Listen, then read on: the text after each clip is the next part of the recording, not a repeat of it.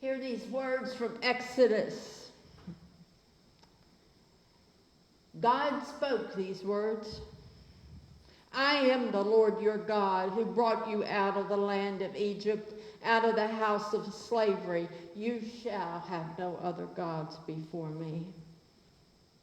You shall not make for yourself an idol, whether in the form of anything that is in heaven above, or that is on the earth beneath, or that it is in the water under the earth. You shall not bow down to them or worship them.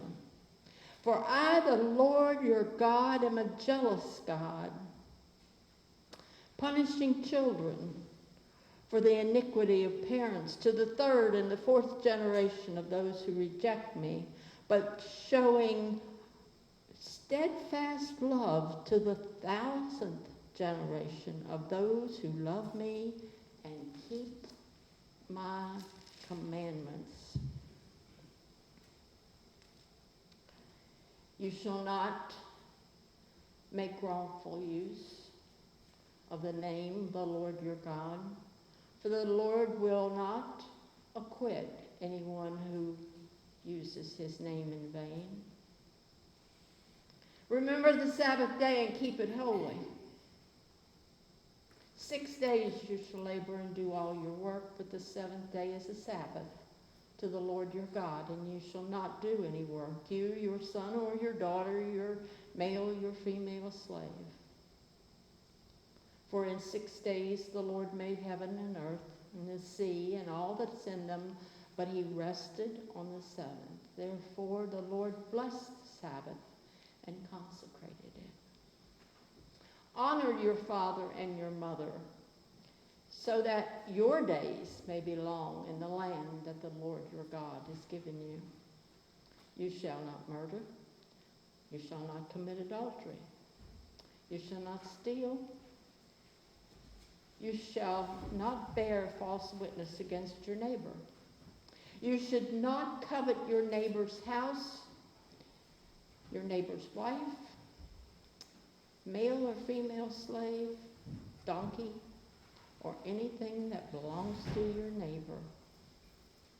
And when the people witnessed the thunder and the lightning and the sound of the trumpet and the mountain smoking, they were afraid and they trembled and they stood at a distance. And they said to Moses, you speak to us and we will listen, but do not let God speak to us or we will die.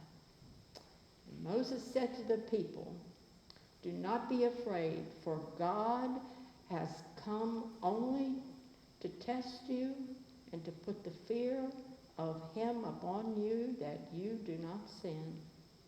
And then the people stood at a distance while Moses drew near to the thick darkness where God was.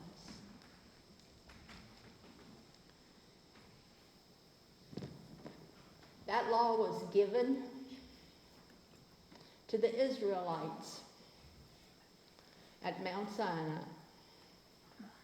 It was given to set them apart from other neighboring cultures.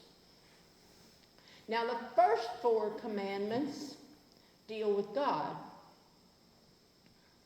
and the next 6 deal with relationships. Now, it sounds perfectly easy, right?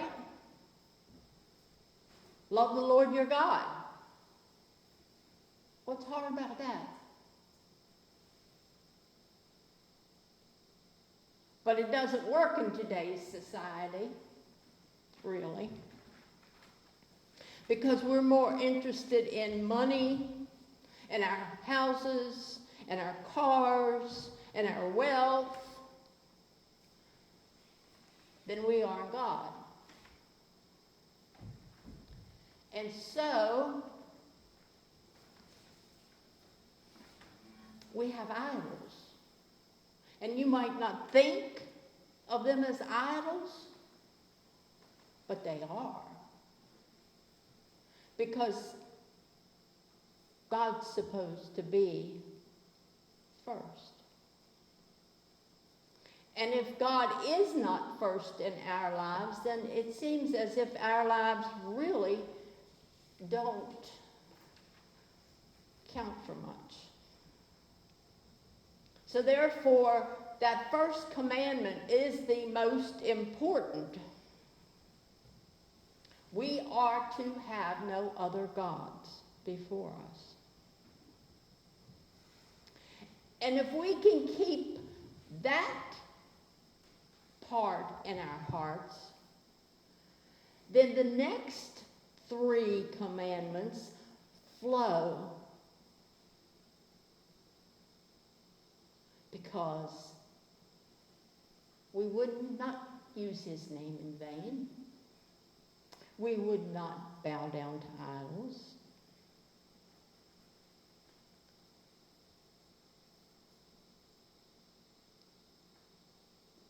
And we would remember the Sabbath day and keep it holy. The point that I'm trying to make here should be that God should be the center of our lives. And if God is first, everything else falls away. Everything else comes into place the way it's supposed to. So my question, I guess, to you this morning, after you have heard all those things about renewal and surrender, my question to you is just this: when does God play an important part in your life? Is it just when you're in trouble? Or just when you've got a difficult situation that comes up? Where does God fit into your life? He really wants to be first. But the question then remains, will you let him?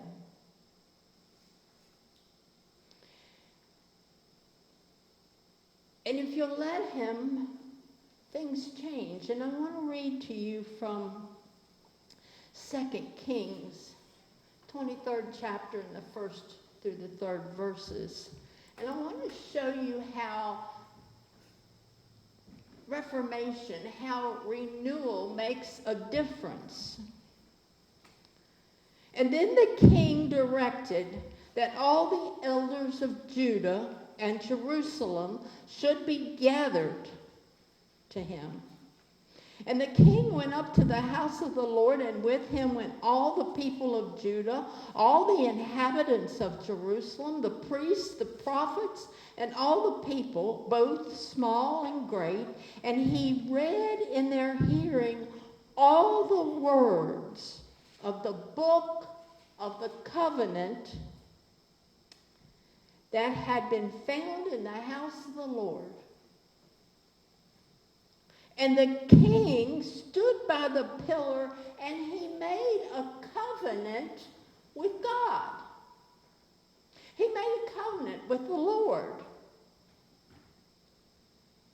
that he would follow the Lord, keeping his commandments, his decrees, his statutes, with all his heart and all his soul, and he would perform the words of this covenant that were written in the scroll.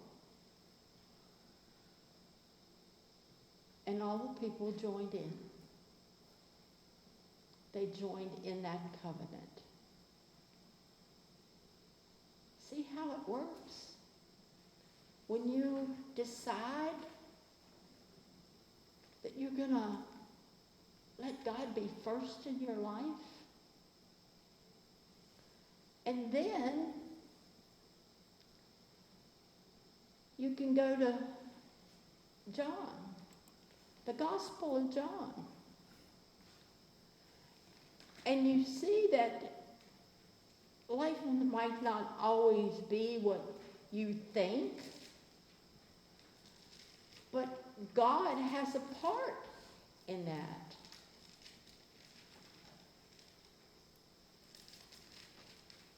And he molds you, and he begins to change your heart. And Jesus said, I am the true vine, and my Father is the vine grower. And he removes every branch in me that bears no fruit. Every branch that bears fruit, he prunes to make it bear more fruit. And you have already been cleansed by the word that I have spoken to you. Abide in me as I abide in you. Just as the branch cannot bear fruit by itself unless it abides in the vine. And neither can you unless you abide in me. I am the vine, you are the branches. Those who abide in me bear much fruit, because apart from me, you can do nothing. This has been the word of God for all the people of God. Thanks be to God.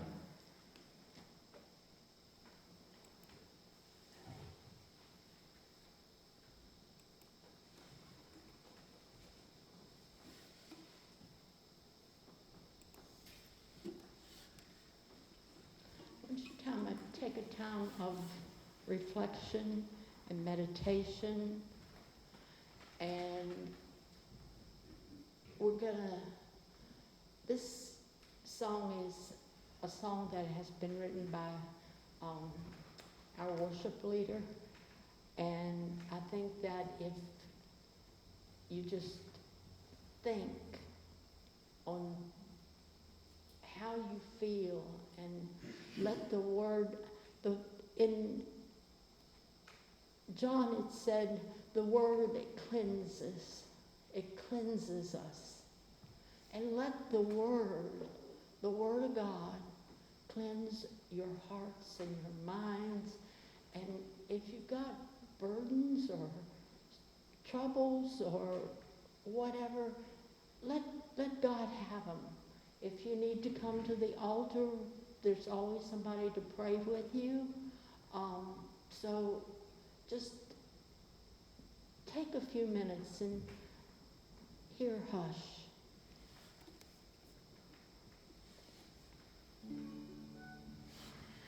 As evening comes and light grows dim, I think I've lost my way again. You take my hand and lead me on, safe in the arms of Christ the Son. And you say, hush,